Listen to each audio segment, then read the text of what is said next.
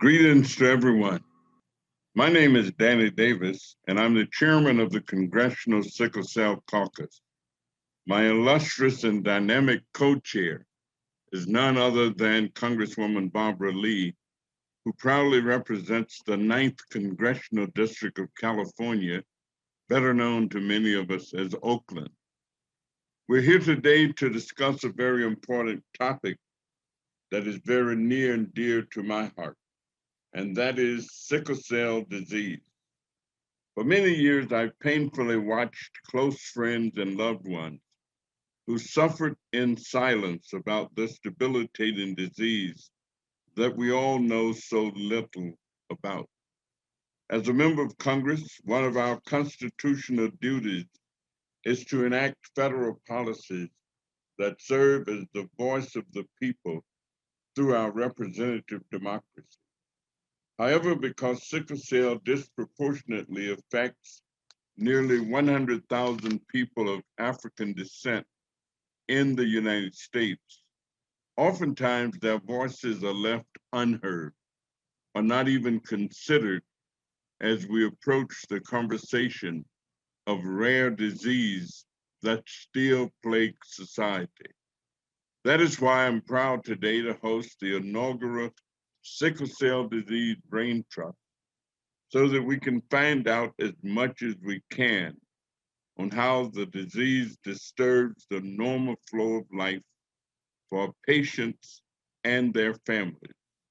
The one thing we've all realized is that sickle cell is evasive in understanding the disease burden, making it not easy to arise for basic services and treatment that provides hope for so many suffering in silence.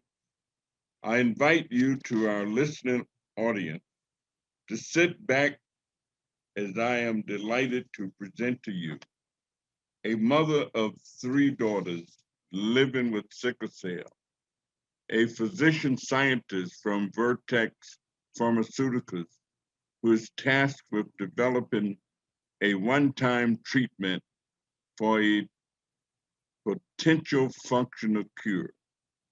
One of my constituents and friends who is not only a medical doctor, but also faithfully serves as senior pastor of Apostolic Faith Church in Chicago, who will shed light on his work as a pediatric hematologist, oncologist, treating patients.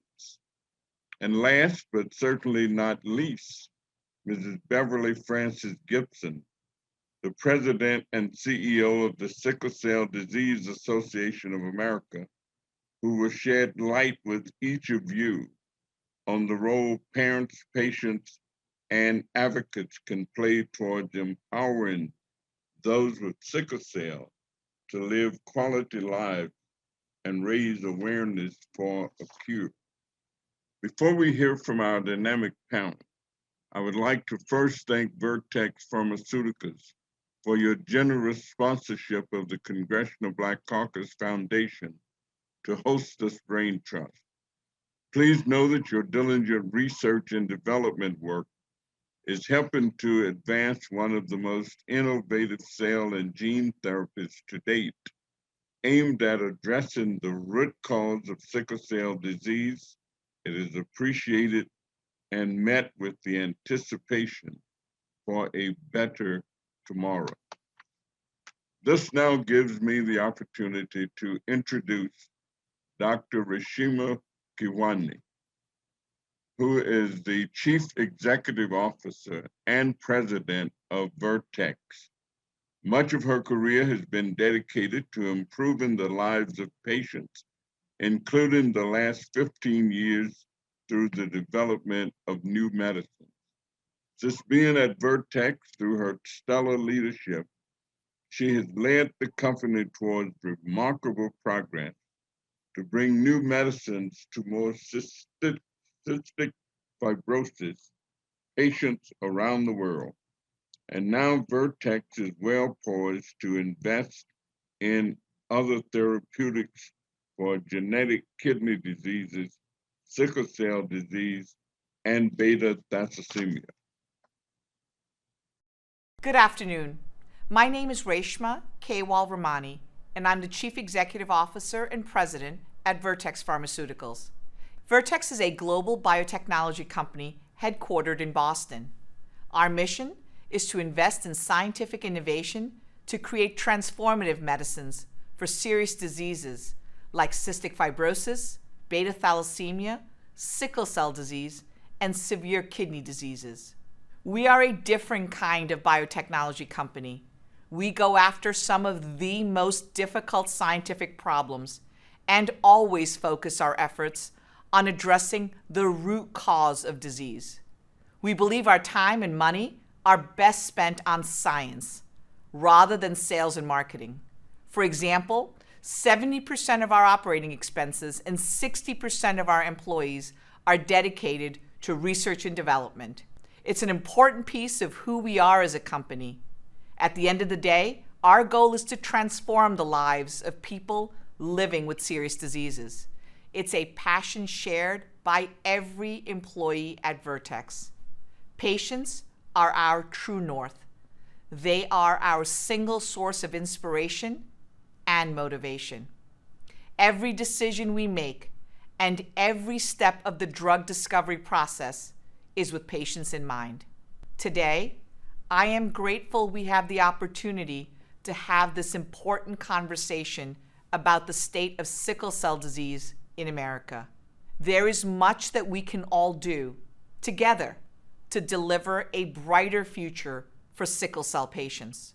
In the more than 100 years since sickle cell disease was discovered, the sickle cell community has received relatively little attention and few resources. For decades, these individuals have suffered due to racial discrimination in the healthcare system. People living with sickle cell disease encounter barriers to obtaining quality care and improving their quality of life. These barriers include limitations in geographic access to comprehensive care, the inconsistent use of effective treatments, the discrimination of being labeled drug seekers when seeking care during a pain crisis, the high reliance on emergency care, and the limited number of healthcare providers with knowledge and experience to manage and treat sickle cell disease. For far too many, sickle cell disease means years of painful crises, blood transfusions, and hospitalizations, and tragically, a lifetime that is approximately 40 years shorter than the average US adult. But there is hope. At Vertex, we are making progress in our clinical trials for our gene editing program for sickle cell disease. We hope our CRISPR-Cas9-based investigational treatment might someday, in the not-so-distant future, provide a one-time treatment and functional cure for patients living with this life-shortening disease. Today, we have an extraordinary group of panelists who know all too well the urgent need to deliver transformative medicines to patients living with sickle cell disease. To lead that conversation is Congressman Danny Davis, chair of the Congressional Sickle Cell Caucus, and a decades-long champion for sickle cell patients. I am deeply grateful for the opportunity to participate in today's event, and most importantly, to the long-term commitment of this group to a brighter future for those living with sickle cell disease. Thank you. Thank you for those uplifting words. Our first panelist is Ms. Mapler Dunn. Mapler is a mother on a mission. She is the founder of My Three Sickle Cell Foundation in honor of her three beautiful daughters who will suffer all who suffer from sickle cell disease. She is passionate about sickle cell awareness, as well as supporting families who are impacted by this global health issue. An active advocate in the sickle cell space, she served on the Georgia Health Policy Center's Sickle Cell Disease Advisory Committee, as well as the American Society of Hematology Research Collaborative Patient Engagement and Education Subcommittee. Our next expert panelist is none other than Bishop Dr. Horace E. Smith, medical doctor from Chicago. Bishop Horace Smith is recognized worldwide in his field. He has served as the pastor of the Apostolic Faith Church in Chicago and as an attending physician specializing in pediatric hematology oncology at the Ann and Robert H. Lurie Children's Hospital of Chicago for over 4 decades. He served as director of the Comprehensive Sickle Cell Thalassemia Program at Ann and Robert H. Lurie Children's Hospital of Chicago for over 20 years and is an assistant professor of pediatrics at Northwestern Feinberg School of Medicine. He served on the boards of the Chicago Board of Health and the Chicago Low Income Housing Trust Fund, and is the author of Blood Work, the insights of a pastor and hematologist into the wonder and spiritual power of blood. Next, we have Dr. Bill Hobbs from Vertex Pharmaceuticals. Dr. Hobbs is the Vice President of Clinical Development for hemoglobinopathies at Vertex in the Vertex Cell and Gene Therapy Group. This includes oversight of the CRISPR-Cas9 gene editing program in sickle cell disease and beta thalassemia. Dr. Hobbs is a hematologist and was previously on the hematology division faculty at the University of Washington in Seattle, where he established and built an adult comprehensive sickle cell disease clinic program. Dr. Hobbs has been involved in the development of new therapies for sickle cell disease throughout his academic and industry career.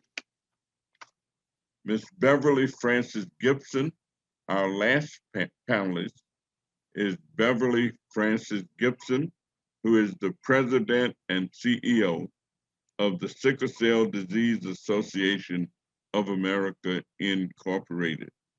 Mrs. Frances Gibson is a founding board member of the Global Alliance on Sickle Cell Disease organization, on the steering committee of the Black Women's Health Imperative, on the Sickle Cell Disease Diversity Alliance, on the steering committee of the Rare Disease Diversity Coalition, and served as well on many other organizations nationally.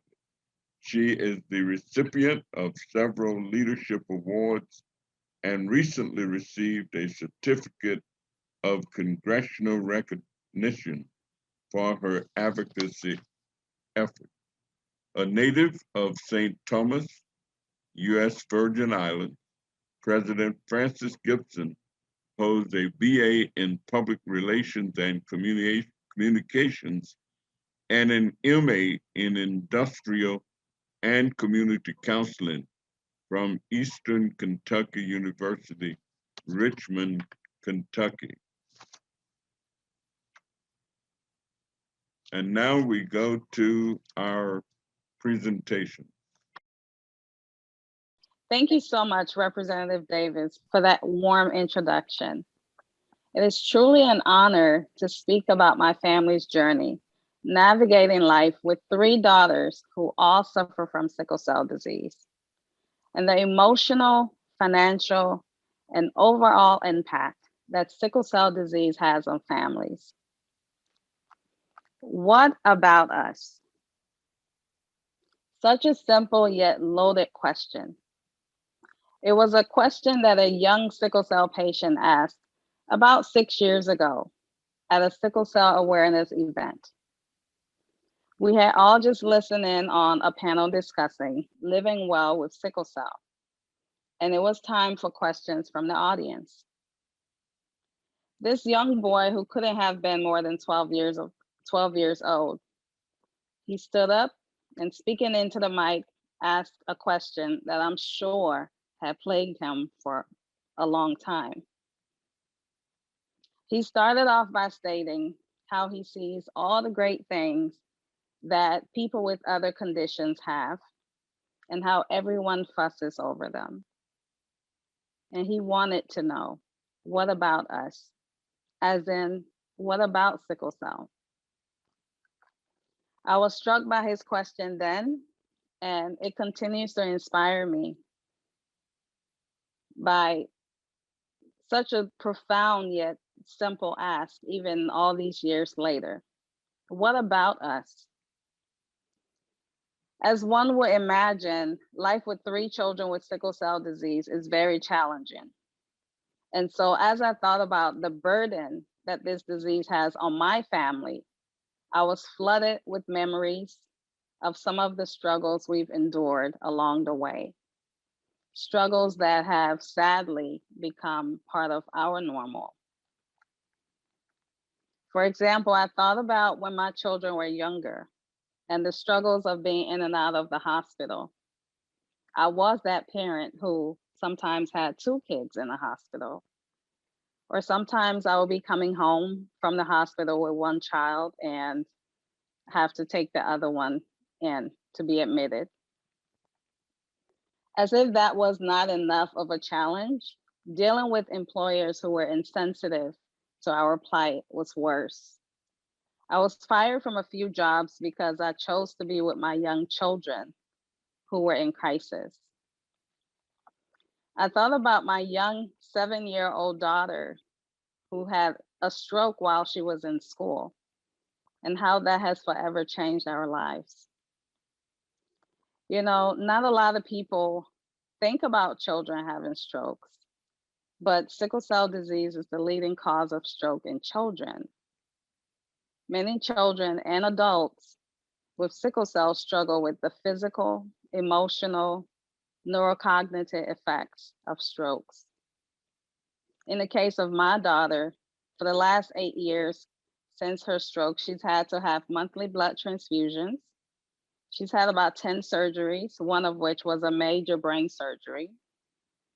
She's missed so many instructional hours at school. She's had to work really hard to regain mobility and academic stability. I thought about how terrified we were as a family when we found out that my oldest daughter, Tuli, can only take blood from 1% of the US population. During one of her last hospital stays, where she had to have a blood transfusion, her body built antibodies to the protein GSB, which is found in 99% of the population. So for patients like Tuli, who can only take from 1%, we rely on more people of African descent to donate blood so that during our time of need, when there is that need for blood, there is blood for them. I thought about the social struggles that too often manifest as stigmas. Tuli feeling self-conscious when her eyes are yellow because of jaundice, or Deej feeling self-conscious because of the scars from her many port surgeries. Tuli actually had a friend, well, someone she considered a friend, ask her, how does it feel knowing you're not gonna live to be a certain age? Imagine that. I thought about how just last year, my youngest daughter, Hadger, had tremendous neurocognitive issues due to very low hemoglobin levels, preventing her brain from functioning at its full potential. That manifested in her feeling really depressed and having no desire in learning, because everything seems so confusing and beyond her comprehension. I could go on and on and on about the financial struggles, the stress of making sure my children have health insurance, making sure that they're able to make doctor's appointments, and so on. There's definitely enough worries in our family. We worry about pain crises, stroke, acute chest syndrome, the weather, their mental health, stress, making sure they're eating well, jaundice, iron overload, blood being available. Again, I could go on and on and on. But that's just us. That's just one family. And sickle cell is such a very brutal disease. It impacts every aspect of a family, of a person's life. And it affects everyone differently, the entire family. So with the question of what about us never far from my consciousness, and understanding the struggles that families like mine face in and out of the hospital, looking around for support services for families and not finding any, I decided to be that change that I wanted to see. I established my organization, MTS Sickle Cell Foundation, to use my voice, my energy, and my resources to make as much noise as possible surrounding sickle cell disease, a disease that is so underfunded. I also wanted to shine a light on the socioeconomic struggles that families go through that are very much a symptom of this disease. I know that when sickle cell patients are in pain, far too often they're not believed. They're made to feel that they're faking their pain, and many are discharged prematurely before their health needs are met. Those who try to advocate for themselves sometimes are labeled as difficult, and yes, some are even banned from seeking care. I want to be a part of calling out this injustice and dehumanization of our patient population, and to do everything in my power to be a part of changing that culture in the healthcare system. I know that when sickle cell patients or caregivers need help paying rent or utilities as a direct result of not being able to work due to hospitalizations, there aren't that many people lined up to help. In fact, many families struggle to afford the bare necessities. I will continue to be a part of that change of providing financial assistance to sickle cell families. I know that as newer therapies and curative options become available, there are still barriers that exist that hinders the sickle cell community from benefiting from these advances. I will continue to be a part of making sure that all patients have equitable access to the care that they so greatly need. And so I want to thank you, Representative Davis, for hosting this Brain Trust, and to the Congressional Black Caucus Foundation for using your platform to shine a light on the plight of sickle cell families. I look forward to answering any questions that you may have. Thank you. Thank you, Congressman Davis, for this very needed forum. And I'm also a pastor. Pastors don't like to follow great speakers, but Ms. Dawn, you were eloquent, you were tremendous, and you gave a real face to what we're talking about today. I began as a hematologist back in 1978. For 24 years, I was director of the Sickle Cell Thalassemia Program at Northwestern. And so I have a historical perspective along with an academic one, being a community activist as well. What Ms. Dawn has said really, I think, captures what we should be talking about. And it begins with the history of sickle cell disease itself. It is the #1 genetically transmitted blood disease in the country. There is no disease of the blood like sickle cell for its numbers and its impact to families and patients. And yet it has been historically been underfunded, often unrecognized. And much of the problem has been communication to the communities that's affected by it, along with the medical community itself. And so I think this is really important to understand as we talk about new therapies, we'll talk about access. The most important thing is that we need to humanize this disease. It is pervasive in its clinical presentation. As you've heard, it's a genetic disease. The good news, and I've seen the advances clinically, when I began training, there was no newborn screening for sickle cell. Thank God now in every state of the US, it is mandatory screening, so that we have changed again the awareness of this disease at birth, which has improved the outcomes because now patients are identified genetically before any symptoms. We used to have to wait until they were 2 and 3 years of age, and the outcomes oftentimes were very dreadful. So there have been advances in at least the newborn screening. The other advances that have changed the face of sickle cell have been, again, advances in our knowledge. We now know about penicillin prophylaxis because infection in sickle cell disease is a major killer. When I was a fellow in hematology, up to 40% of children with sickle cell disease in the first 3 years of life died from sepsis. Now that number is less than 1% because of what we have learned. There have also been advances, again, in other therapies, and I want to quickly go to what we need to do now today to make sure that those therapies are appreciated. In my lifetime, probably the number one medicine that's changed sickle cell has been something called hydroxyurea. It's important to note that many patients with sickle cell disease don't have major morbidity. Many of them have pretty stress-free lives, but too many of them have terrible disease.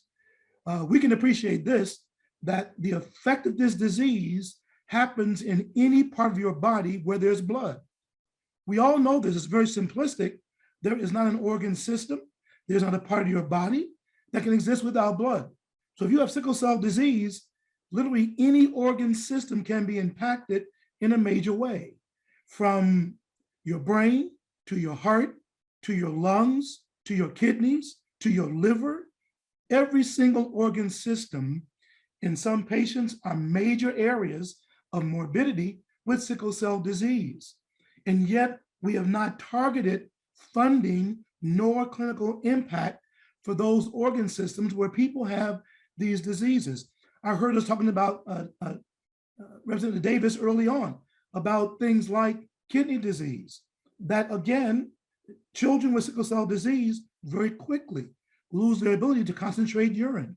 So they have bedwetting, which may seem simplistic, but in the first years of their life, oftentimes they are undergoing these kinds of changes in their life because of their disease, but it's not appreciated. The whole issue that Ms. Dawn talked about, the issue of blood. This should also be used to encourage people of African descent to donate blood and to become bone marrow donors. Why? Because oftentimes phenotypically matched blood and bone marrow is needed to care for these children. So it really becomes very important for the public to know about this and for advocacy to be blared out in our communities so that we will know what's available. The other strides that have been made, again, have been with our expertise in sickle cell. And right now there are multiple sickle cell centers across the country that we need to advertise that knowledge so that parents who have children with disease can be hooked up with the latest clinical and research abilities to care for their children. They're often out there doctor shopping, trying to find a center that understands their disease. We heard about the whole issue of inequities. I have been in the ERs before with sickle cell patients complaining of pain, but because they knew how to deal with their pain, oftentimes the caretakers thought they were not in pain. And they would refuse to give them things like morphine and other opioids that are oftentimes needed to take care of their pain and then to titrate those down. So my point there is that if the medical community is not really aware of this disease and its manifestations, oftentimes patients must convince people that they're having complications. That should not be happening in 21st century American medicine. People must be believed, and to be believed, there is a cultural and a sociologic component to getting proper care. So that's a big part of what we need to do as advocates for these families and for these children. And then I want to just talk a little bit about advances. I know Dr. Hobbs will deal with some of the latest advances, but I agree with what's been said already. In the last 30 years, very little was made in advancement in understanding how to treat sickle cell disease because of lack of research. But that has changed. In the last 15 years, we are seeing tremendous strides in the understanding of this disease and also how to treat it. Right now, unbeknownst to many clinicians, there are 4 FDA-approved therapies to modulate sickle cell disease that many physicians don't even know about. So there are hundreds of patients suffering who don't have access to even the latest development in clinical disease. There are medicines like hydroxyurea, like Oxbrita and others that have been approved by the FDA, but many persons don't have access to them. We need to change that. We need a national publicity campaign to make clinicians and parents aware of what's available. And the studies have been moving forward at a rapid pace. In the last 10 years, we have seen that these 4, at least that we can deal with right now, are very safe. We don't know all of the issues of efficacy. We do know about safety. It's almost like the COVID situation. We approved vaccines in an emergency authorization because of the morbidity and mortality. The same thing should happen with sickle cell. And to the congressmen and the Black Caucus, we need to make sure that we reduce the state and federal roadblocks to therapy that's available, but often denied because of third-party payers. So the patients with the least economic ability, who have the most dramatic complications, are often shut out of the best therapies. This should not be. And so these kinds of changes are in the pipeline. We can see, again, light at the end of the tunnel, but the access has not been there. So that's an area that we need to work on. Now I'll leave it to Dr. Hobbs to talk about the whole issue of curative therapies like bone marrow transplant, like gene editing, other kinds of genetic therapies that are early on in their development, but show great promise. And so again, I want to congratulate the congressman for his foresight in the Black Caucus and allowing these forums. And I would hope that we would focus on research development, we'll focus on funding for sickle cell, we'll focus on advocacy, both for clinicians, for parents, and really for the general public, to make sure that such a disease that can be dealt with, we're dealing with it as a community. So again, I am anxious to hear the questions that will be asked, and glad to be a part of this august forum, and I'll stop with that. Thank you, Dr. Smith. Thank you, Bishop Smith. Thank you for your leadership, your advocacy, and your expertise. Thank you very much. Dr. Hobbs, you are next.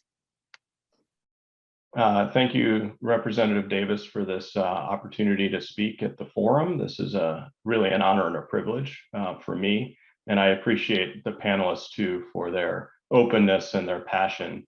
I am for the first time in a while, very hopeful about sickle cell disease and what the future holds for people and communities affected. And part of that is due to, as we all are, standing on the shoulders of giants who have come before us that make what we are going to do for tomorrow possible. And so thank you to all of you for that. I'm going to be talking today about our program at Vertex Pharmaceuticals using our CRISPR-Cas9 based gene editing approach to treat sickle cell disease. We do envision this as a potential one-time functional cure. It is still investigational in clinical trials. And so we only have early data, which we think is encouraging, but the jury still is out. But we are very hopeful for this too. On the next slide, for background, and I think we're all aware of this, and we've talked about it a little bit at this forum as well, that sickle cell disease arose predominantly in sub-Saharan Africa because the mutation confers protection against in surviving childhood malaria.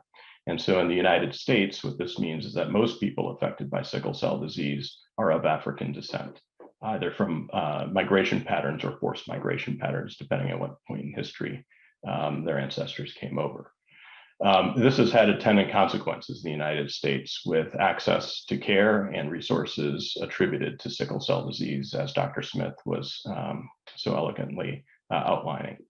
And we're hopeful now that with more education and awareness, we can address some of these gaps and bring additional therapies forward.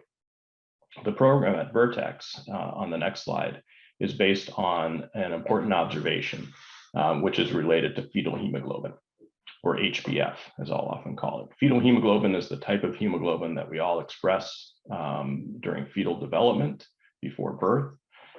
After we are born, fetal hemoglobin is switched off and adult hemoglobin is switched on. This switch happens within the first few months of life. The mutation that is responsible for sickle cell disease is on the adult form of hemoglobin. And so symptoms of sickle cell disease occur after this switch occurs and fetal hemoglobin levels drop and the adult hemoglobin level comes on. The second important observation, in addition to the switching mechanism that's important, is on the next slide, which is that there are people with sickle cell disease who have variable levels of fetal hemoglobin, and those who have higher levels of fetal hemoglobin tend to have less severe disease. And this has been known for quite some time. In fact, one of the mechanisms of hydroxyurea that Dr. Smith was talking about is that it induces higher levels of fetal hemoglobin, and that degree of increase is associated with clinical benefit. The other important observation of nature is that there are people who are born with a condition called hereditary persistence of fetal hemoglobin, or HPFH. These people, for molecular reasons, don't turn off their expression of fetal hemoglobin, and so they continue to express very high levels of fetal hemoglobin throughout life.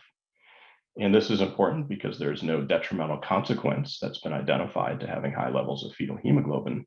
And in people who have sickle cell disease, who have this hereditary persistence of fetal hemoglobin, they actually make about 30 to 40% or more fetal hemoglobin and have no symptoms of their sickle cell disease. And so these are important observations for a couple of reasons. One, it tells us that fetal hemoglobin is safe. We all express it in normal human development. High levels of it throughout life are not detrimental. And two, that high levels are protective against the effects of sickle cell disease. And three, that there's a molecular switch that governs the turn off of fetal hemoglobin and the turn on of adult hemoglobin or sickle hemoglobin. And if we could reverse that switch, we could potentially have a therapy with a high level of efficacy. And that's the underpinning of our program using the CRISPR-Cas9 gene editing approach, is to return on high levels of fetal hemoglobin to render the disease asymptomatic. And that's shown on the next slide, how we do that, which is by using the CRISPR-Cas9 gene editing system. Many of you have probably heard about CRISPR-Cas9. It recently won a Nobel Prize in chemistry. Highly innovative approach. It allows a selective and targeted alteration in a very specific DNA sequence. CRISPR-Cas9 is composed of two elements, a guide RNA and a Cas9 enzyme. The guide RNA directs the complex to a very specific locus in the DNA, which is then edited by the gene editing machinery. In the case of our program, we are targeting a specific region of a gene called BCL11A that regulates the expression of fetal hemoglobin. When we edit this region of BCL11A, it affects the expression of BCL11A in cells of the bone marrow that are growing up to be red blood cells, and only affects BCL11A in cells of the bone marrow growing up to be red blood cells. And it only affects the specific location in the DNA that controls BCL11A. By doing this, we turn off BCL11A, which has the effect of turning on fetal hemoglobin. And thus, in the bone marrow, red blood cells grow up expressing high levels of fetal hemoglobin and don't undergo the switch to turn on the sickle hemoglobin. And we think this has therapeutic effect. In the next slide is how this would work from the clinical trial and the patient perspective. The approach is generally that of a stem cell transplant. However, in this case, the stem cells are derived from each individual patient. So it's an autologous stem cell transplant. And this avoids the complications, I think, as Dr. Smith and others were referring to, about needing to get cells or blood from somebody else who is not the patient. In this case, every patient is their own donor. And so we're able to obtain bone marrow stem cells from patients. We can collect these now from the peripheral blood. So it's with an IV that goes into a peripheral vein. The stem cells are collected by a machine.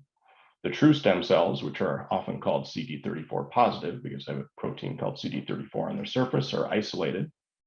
These are the cells that will grow up to be white blood cells, red blood cells, and platelets. We edit those cells outside of the patient's body in our manufacturing facility. And then the cells can be frozen and tested to ensure that they're safe and adequate to be given back to the patient. The patient then undergoes what would otherwise be considered a standard stem cell transplant procedure, where they receive high-dose chemotherapy, which essentially clears out the bone marrow, including of the sickle cell disease associated stem cells. After that, they're infused with the gene-edited cells that are now programmed to continue expressing high levels of fetal hemoglobin. Those cells, again, are infused by the vein, and they know to go to the bone marrow, where they set up shop and start producing blood cells again. And they will produce white cells, red cells, and platelets. The red cells they produce are now hopefully producing high levels of fetal hemoglobin. And once they do that, start to do that, the patient can be discharged from the hospital and followed up long-term. And hopefully, we think, producing fetal hemoglobin levels at levels that we see similar to that we know that is protective and safe in hereditary persistence of fetal hemoglobin. On the next slide, we have two ongoing clinical trials. These are both can be found on the clinicaltrials.gov website that is from the federal government. The trial CLIMB 121 is in sickle cell disease. The CLIMB 111 is a parallel program in beta thalassemia, which is a similar hemoglobin disease caused by a mutation in hemoglobin that similarly can be protected by high levels of fetal hemoglobin.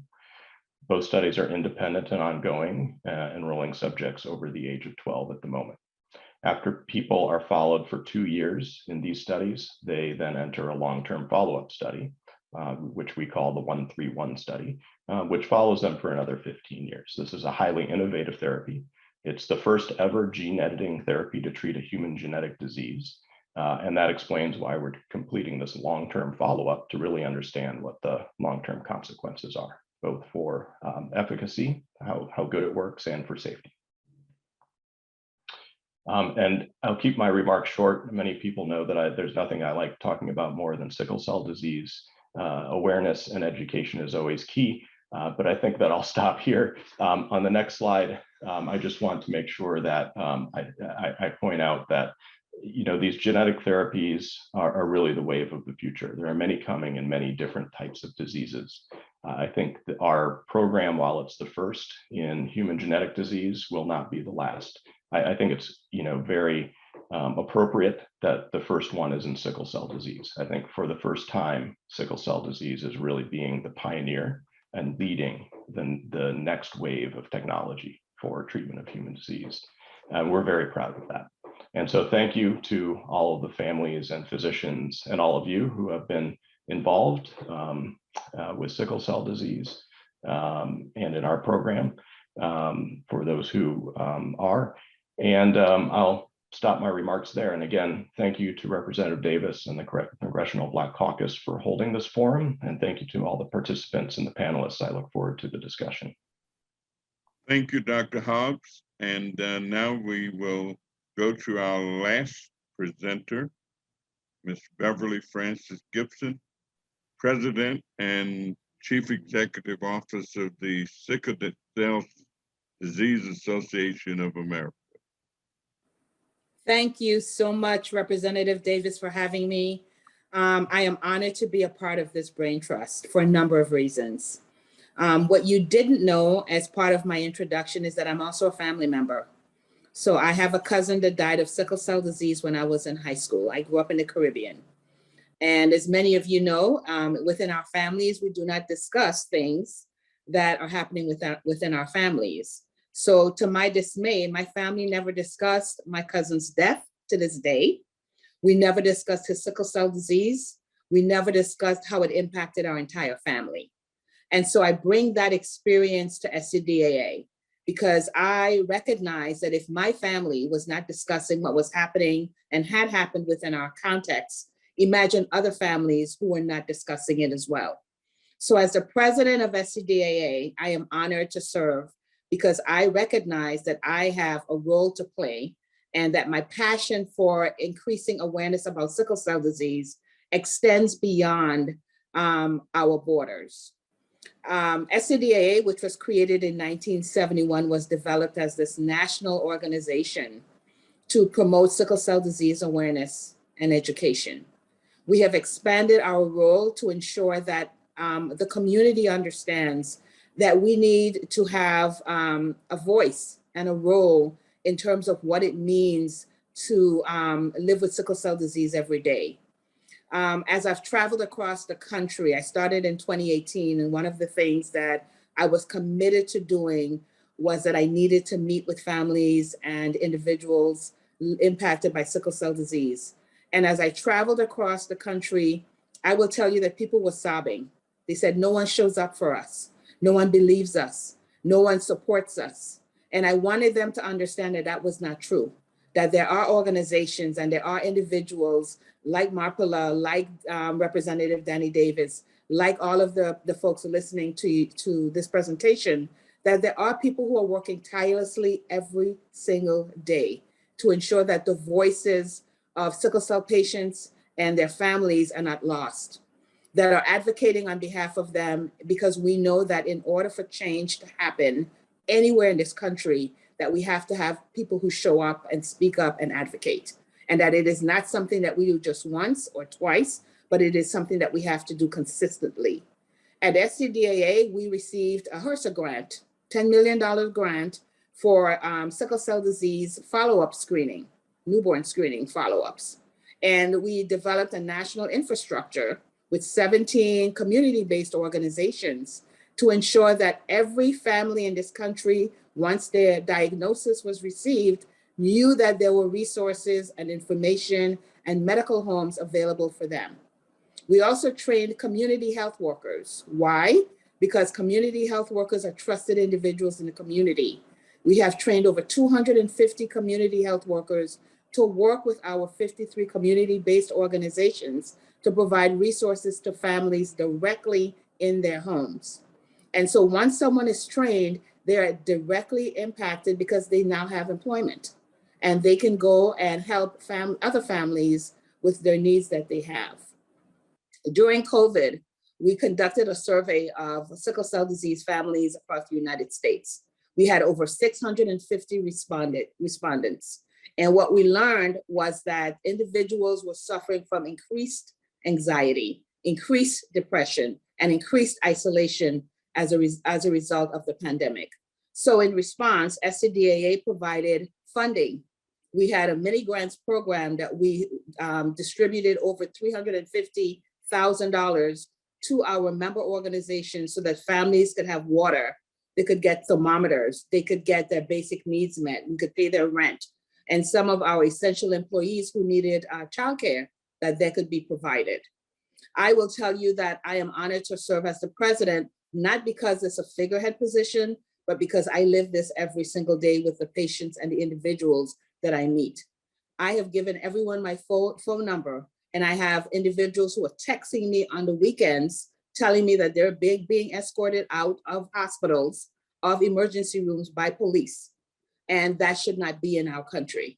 We have patients who are afraid to even go to the ER when they're in crisis because they are concerned about how they will be treated, or they feel that they have to dress up or look a certain way in order to be believed, also in part with what Dr. Smith shared.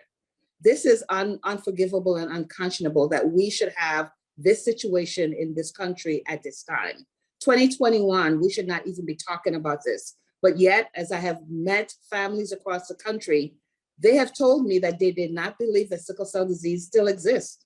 There are people who believe that there shouldn't be all this emphasis on sickle cell disease. And I always ask, why?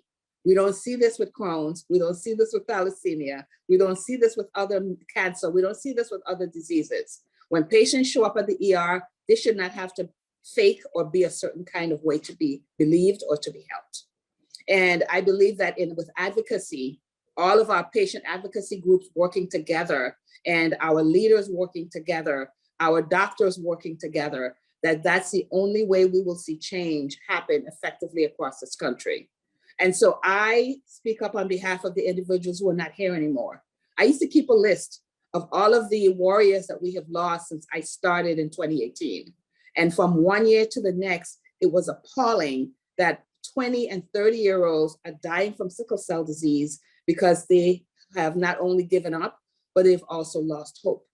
And in our country, in this day and age, that should not be. And so I pledge to you that I am here to work with all of you and Representative Danny Davis, our National Sickle Cell Disease Network, which now has over 340 patients, caregivers, and warriors and advocates working together to make sure that our voices are heard at the state and federal level. We are working tirelessly to ensure that the voices are not lost and that people understand that they have rights in this country and that they should advocate for those rights when they're mistreated. I will also let you know that we have a number of advisories that we have developed, especially during COVID, by our Medical Research and Advisory Committee, because families were calling us and saying, we don't know what to do. Should we send our children back to school? Should we return to work? What should we do? Because we don't know.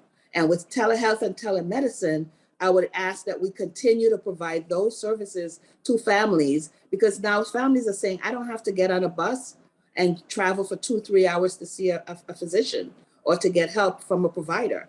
Telemedicine and telehealth makes that possible for me to sit in my home and still get treated and get the care that I need. We've also been working with emergency room doctors and nurses to educate them about sickle cell disease so that when a patient shows up for care, they're not mistreated or they're not ignored or they're not left sitting in the waiting room for hours in pain, which is, again, I can't even imagine, unforgivable. SCDAA is committed to ensuring that through webinars, our annual convention, our member organizations, all of the patient advocacy groups, we're working together so that our voice are elevated on behalf of patients. I also invite all of the people listening to be a part of the Sickle Cell Awareness Month activities that are happening across the country. And on our website, we list all of them that are a part of SCDAA, but also our member organizations that are organizing events and webinars to educate the greater community. And what I say when I attend many of these meetings is that I find that we're talking to the same people. We talk to each other. How do we get past the people that are not in these spaces, that are not sitting at the tables in meetings and conferences, so that they understand that we do have an epidemic in this country, and it is called sickle cell disease. Thank you. Thank you, President Gibson. And let me thank each one of our presenters for your very excellent, informative, and thought-provoking presentation. We do have some questions, and I'd like to go right into those. I will begin with Ms. Mapilla Dunn. Ms. Dunn, could you share with us what prompted you to give life to the My Three Sicklers Sickle Cell Foundation? Absolutely. I think my number one inspiration has always been my children. They're the reason why I started NTS Sickle Cell Foundation. But as I said in my remarks, just listening to that young boy ask that question, what about us, is definitely something that I had never vocalized, but felt personally. What about us? You know, why are there not free camps, summer camps for sickle cell patients? Why are there not places that I can go to as a caregiver when I'm struggling to pay my rent? That's sickle cell specific. Why are there not resources at the hospital to help me with parking? I am at the hospital at least 2 times a month, and that's a good month. What is just $1 for a family in my position? Is not just $1. That's a lot of money. There are times that, having the ability to feed your children at the hospital is an issue. Why are there not people or just resources available to families with sickle cell? So just looking around and not finding the answers that I had or he had, that prompted me to be that change that I was looking for and be able to, position ourselves to be a place that families who have those questions can turn to. Out of all the challenges that you face as a mother of 3 daughters with sickle cell, what would you say is the most difficult one of all those things that you encounter? It'll be easy to say navigating the healthcare system because it definitely is challenging. But I think even more so is the insensitivity towards sickle cell disease because it's actually systemic. I shared with you that my daughter had a stroke when she was 7, but what led to the stroke is the fact that Medicaid was giving us the runaround before approving us to get her medical insurance. And I remember writing on the application and speaking to the social worker. Listen, one of my daughters has to have a blood transfusion or she's going to have a stroke. But there's a level of insensitivity. We get to see that a lot in the healthcare system, but it's actually all across the board. And that's why conversations like these are important because, yes, we're raising awareness of sickle cell, but it's also creating a level of sensitivity that hopefully can translate into compassion when we are needing support in our daily lives. How can we increase awareness for parents and caregivers that there is support, that there are systems in place to help them? I know that as a public person, there are many things that do in fact exist that people could make use of, but they just don't know about. I say, Representative Davis, flood the airways with your messages. Social media, billboards in Atlanta. I put up billboards in June and September. We have one going up next Monday to get the messaging across, to again build sensitivity, partner with local organizations, as Beverly said. Come together, because what we're doing when we come together, we're amplifying our messaging and getting to corners of the community that not one organization can get to. Run television ads. I mean, let's put our money and resources where our mouths are. If we say we support sickle cell and we support families, sickle cell awareness, we have to take the messaging, especially to locations, those rural areas where they really, really, really need the care and support. We have to take the messaging there because oftentimes families in those areas feel very, very detached from some of these advances that are currently out there, when really it's for them, it's for us. But because we don't have, we're not receiving those messages, we don't know that they're out there. And finally, what advice would you give to a newly discovered caregiver or patient who now confronted with this information that here's a person in need of care and we're just finding out? I think that's a good question. And I don't get that question enough, but it's something that needs to be asked, because oftentimes when you get a diagnosis for sickle cell, it's very heartbreaking.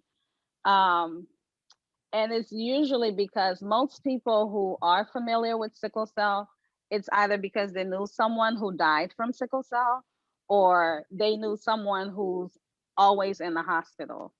So it's very hard not to internalize that and think that that's going to be your child's journey. But what I would say to that new caregiver of, a child who is newly diagnosed is what Dr. Smith said. Just within the last 5-10 years, there's been so many progress. Gone are the days where sickle cell disease is a life sentence, is a death sentence. There's so many therapies out there. There are curative options, as Dr. Hobbs went over. So just know that you are not alone. Number one, educate yourself about the disease, establish a great rapport with your child's care team, but just know that there is hope out there, and your child is going to be just fine. It's not an easy journey by any means, but it's definitely a conquerable one. Thank you. Thank you so Dr. much. Smith, you've been in practice a good while, not as long as Methuselah, but for a good period of time. What lessons have you learned and from treating pediatric patients, and what would you share as being best practices in the profession? Well, I would respond to that with your question to Ms. Dawn. If you have a new diagnosis, you need to Google the nearest university or comprehensive care sickle cell center. I think you have to start with the people that do this every day. You can then utilize your primary care physician, whatever, in partnership. But we should know that with difficult cases of sickle cell, you need the highest level of understanding. That's number one. Number two, I think that we have to admit that there needs to be better education to primary caregivers. And the third thing is what she said about the social determinants of health. Here, Congressman, here's a very uncomfortable conversation. And most of us are in denial. We would say there is not racism in medicine. And of course, most healthcare workers are not overtly racist. But it doesn't matter whether it's implicit or explicit. If you don't see a patient as a true patient because of cultural or historical or social experiences, you will treat them differently. You will not give them the kind of care you would give to your son or daughter. So the social determinants are probably the most difficult ones. Whether we like it or not, we judge people phenotypically, the way they look. And since most of these patients are African American in origin, whether we do it constantly or not, they are not treated the same. Every hospital must be made aware of a standard of practice that every person gets. I'm at Northwestern. We try hard, but even there, every now and then, we remind our staff, our nurses, our social workers about sickle cell patients, because they are seen differently, whether we like it or not. And that's an uncomfortable situation, but it is true. And I think when COVID first hit, I was appalled at how many politicians and others said, why are so many African Americans being affected? Well, why are you surprised by this? It exists in medicine. I've been in medicine for 50 years, that there are disparities. And until we embrace it in a real way, we are living clinically in denial. But the patients are being made to work hard to be believed. So we're going to have to mount an educational process for our institutions to make sure that they understand education. And in the long term, we all know it. Until we begin to make education equitable, you will not have caregivers that look like us, and there will be a difference. So we've got to understand the short term and the long term. And I think that what you're doing now, if it is aired, if it's properly utilized, we begin to make real progress toward changing the landscape of how these patients are seen and access to the best care. Let me ask, are there unique characteristics related to empathy, or does it play a role in clinicians being able to provide the best of service to the individuals that they're treating? It plays a critical role. Even our institution, we have some of the greatest applicants to our programs. They're academically astute. They want to help people, but we have a curriculum to expose them in an experiential way to people of different cultures. This is not minimal. This is not just socialism. Empathy arises because of your experience. If you have never seen patients in pain, think about this for a minute about sickle cell. The number one manifestation is pain. There is no test for pain. You cannot quantitate it by doing blood or urine tests. You must believe the individual and base your care based on that belief. So if you don't have that experience, you think, well, this may be a drug seeker. Then you start with low levels of pain medication, and that patient now is undergoing terrific pain for hours and hours. But if you have empathy, you start at a high level of pain medication and you titrate down. But that is by your experience. So if people are not made to understand the cultural impacts of medical care, then we're living in denial. And that happens too often with sickle cell disease. You touched upon my next thought and my next question. We're hearing more and more about cultural competency as a factor. And there are arguments in many instances where individuals are trying to determine, what is this? Does it play a role in treatment? What does it really have to do with science? What does it really have to do with medicine? So, well, yeah, the scientific part, the quantitative part is easy. I think the hard part, and this sounds a little bit corny, I said this about COVID. The number one lesson of COVID is that we have forgotten that we're all human on one planet. So if we forget a person is human, we treat them differently. We treat them in an inhumane way because that's our perspective. In medicine, which is the number one issue in any medical decision is a trust issue. If you don't trust the university, you can live next door to it, but you will not go to that university until you have end-stage disease because you don't trust them. Our medical education, Congressman, needs to change, where the issues of training people to be empathetic and compassionate should become a critical part of the scientific perspective. Because if you leave it out, you get disparities and inequities in how you give care. Let me ask finally, do you see any shifts in gene therapy or in cell therapy that may be helping lead us to understandings that we have not previously have and might add to the ability to positively impact treatment and ultimately a cure for the disease? Well, I think it's wide open. I'd love Dr. Hobbs to talk about it. I think one of the most exciting areas is gene editing, gene therapy. That's becoming more and more available if, again, the access is given to patients. And my warning is that the science is moving rapidly in the right direction. But unless populations have access to it because it's expensive. We all know this on this call right now, that these therapies are not cheap, and that in America, capitalism says you must be able to pay.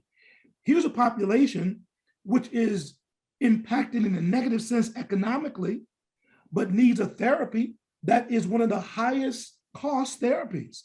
So persons like yourself and the Black Caucus need to make sure that as we make these inroads scientifically, that persons who need it are supported in getting that care. And that's a financial question.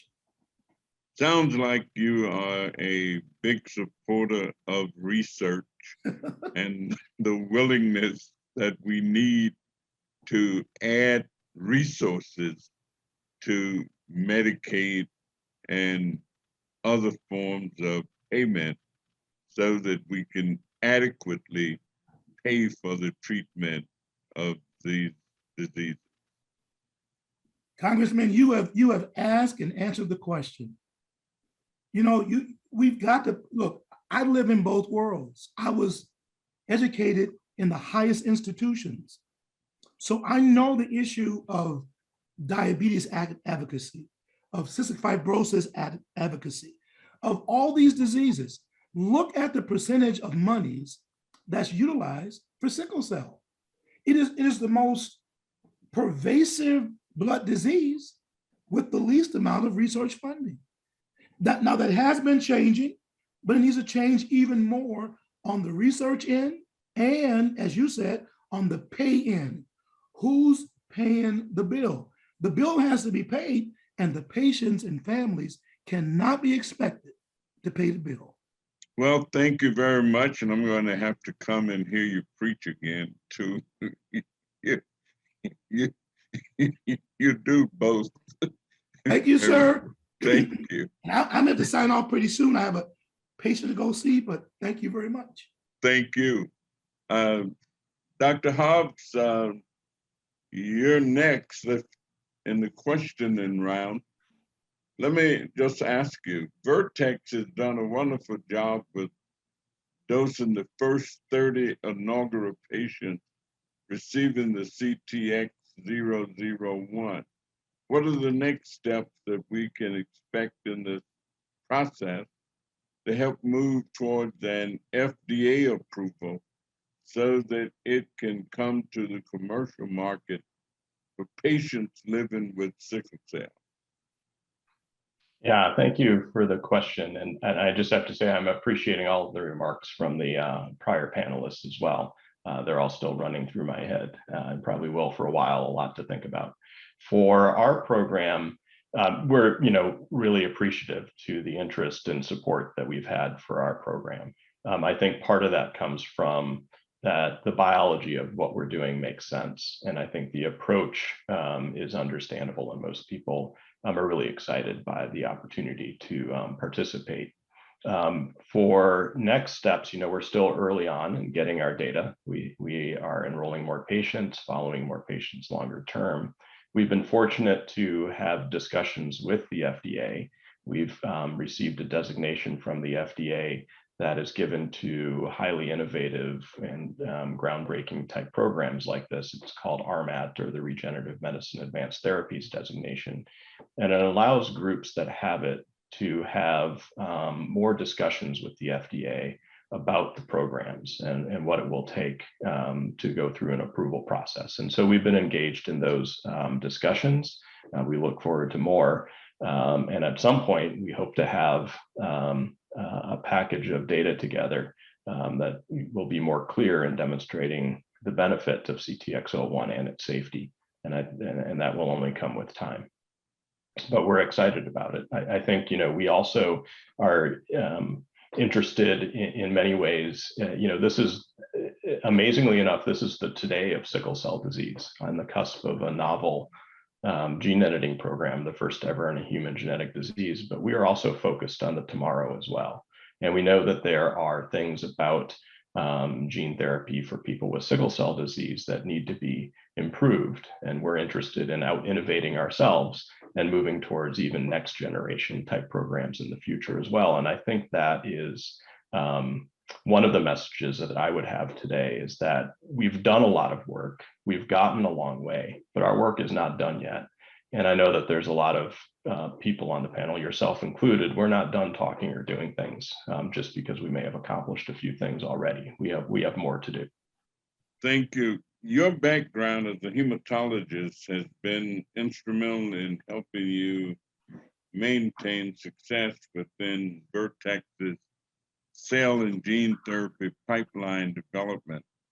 What are some of the lessons you've learned from your previous work in the establishment and building of your region's first comprehensive sickle cell disease clinic program?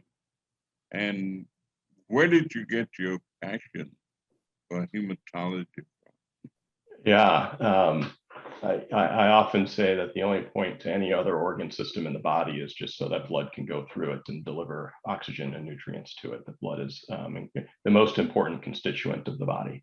I've always been interested in hematology, actually, and I'm reminded frequently by a physician who I met when I was in my first week of medical school in the 1990s, who actually is someone I still look to today as a mentor. And apparently what he tells me is, when he first met me and asked me why I was in medical school, I said, because I want to cure sickle cell disease. I've been interested in this for a long time. I actually came at it, however, from a research standpoint, because of the known association with the mutation as a potential gene therapy or gene editing target. While I was in medical school, I started meeting people living with sickle cell disease and their families. And that changed everything from being a very relatively sterile research question to something that really matters and matters for people. When I was working with adults in Seattle, where I was at the time, this was in the early part of the 2000s. By that point, there were well-established pediatric programs for sickle cell disease in various places of the country, which all started, by the way, with the 1972 Sickle Cell Control Act passed by Congress at that time, which set up 7 centers of excellence across the country. And those eventually grew into more centers, probably not enough, but most of those programs were pediatric.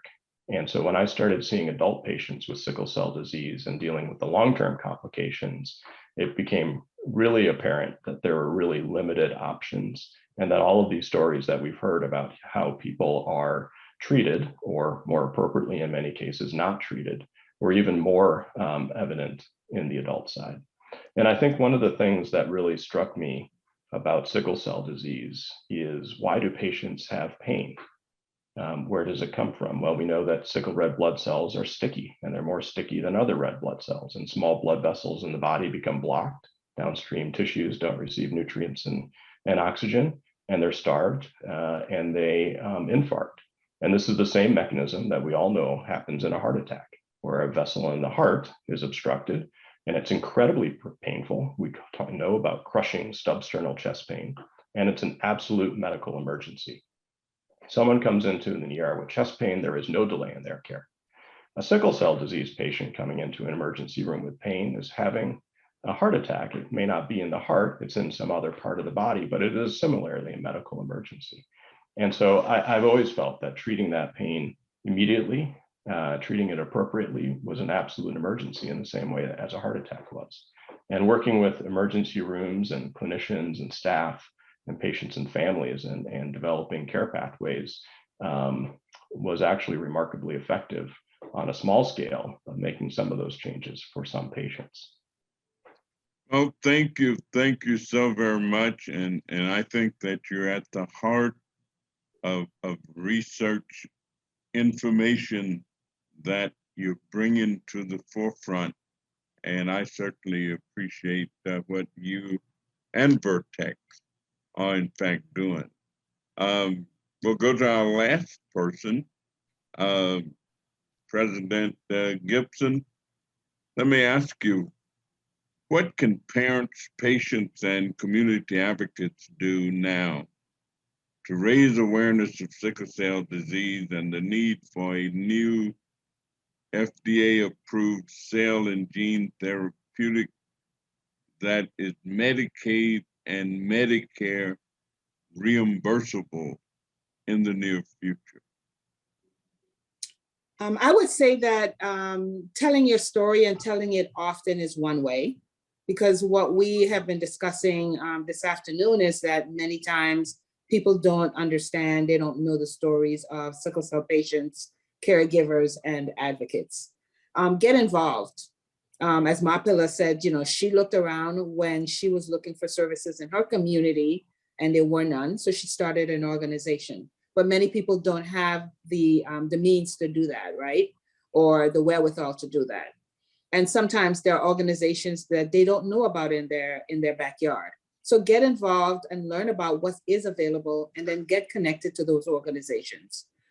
Think about volunteering, serving on ad boards where you get to share your story with the pharmaceutical industry, or you get to speak to representatives at Medicaid and Medicare when we're looking for volunteers to testify. But we encourage people to advocate for themselves as well as to advocate for the whole. And in order to do that, we all have to step up and we have to show up. When we go to the Hill, we ask and invite people to show up with us so that the representatives could see that it's not just a few of us showing up, but many hundreds of us showing up to advocate for sickle cell disease. Are there any resources for parents, caregivers, and adults living with sickle cell disease that you can share, as well as how they can access support groups within their respective communities? Yes, many of our member organizations across the United States, I mentioned we have 53 chapters or member organizations in the US, as well as other patient advocacy groups, have support groups. Mapila mentioned summer camps. They have webinars and they have table talks. They host a number of town halls. So we try to encourage people to find out what's happening in your local community.